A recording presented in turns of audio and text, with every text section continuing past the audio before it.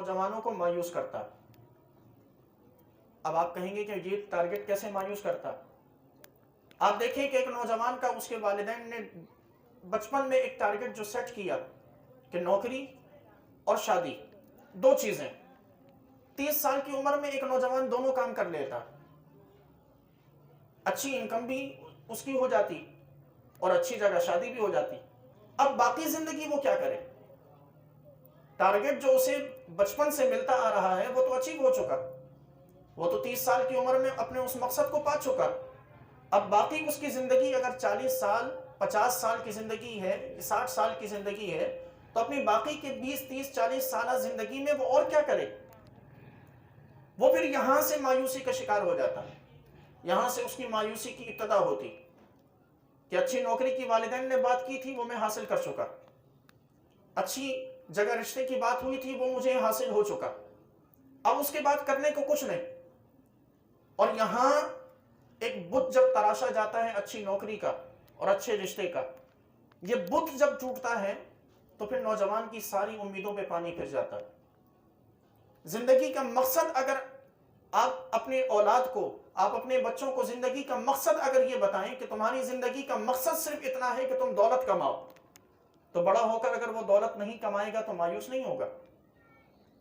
اگر آپ نے زندگی کا مقصد اسے یہ دیا کہ تم نے بڑے ہونے کے بعد، تم نے اچھا پڑھنے کے بعد، تم نے اپنے کاروبار کو سنبھالنا، تمہاری زندگی کا مقصد یہ ہے کہ تمہارا کاروبار دنیا میں سب سے ٹاپ پر چلا جائے، یہ آپ مقصد اپنی اگر اولاد کو دیں، خدا نخواستہ آگے چل کر اگر اس کاروبار میں نقصان ہو تو وہ مایوس نہیں ہوگا کہ میری تو زندگی کا مقصد ہی یہی تھا جو میں حاصل نہ کر سکا، میری زندگی کا مقصد ہی یہی تھا کہ میں کوئی اچھی پوسٹ پر چلا جاؤں اور میں نہ پہنچ سکا۔ پھر وہاں سے خودکشیاں بڑھتی۔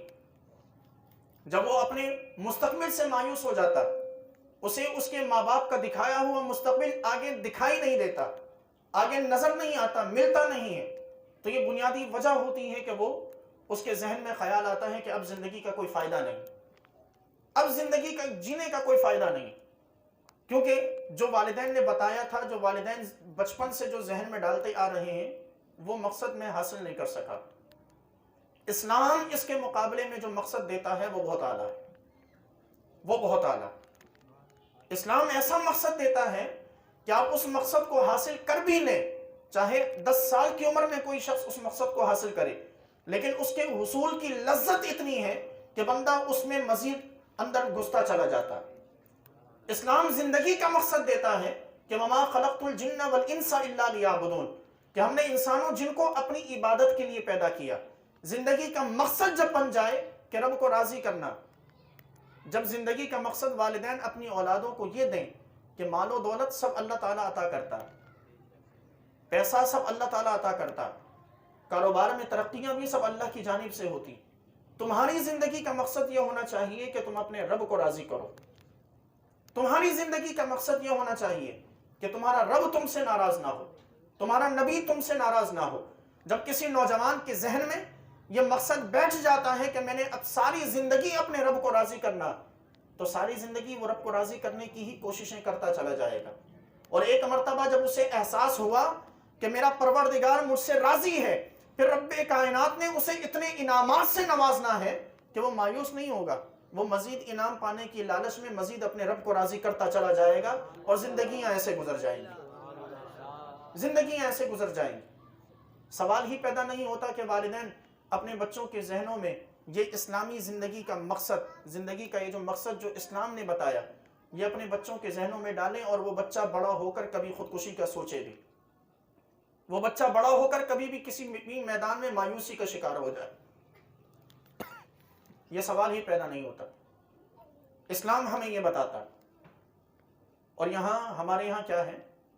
ہمارے یہاں اپنے بچوں کو بچپن سے ہی جو کچھ سکھایا جاتا ہے وہ ہمارے سامنے، جو کچھ بتایا جاتا ہے وہ ہمارے سامنے، ہم اپنے بچوں کو اپنے ہاتھوں سے خراب کرتے ہیں۔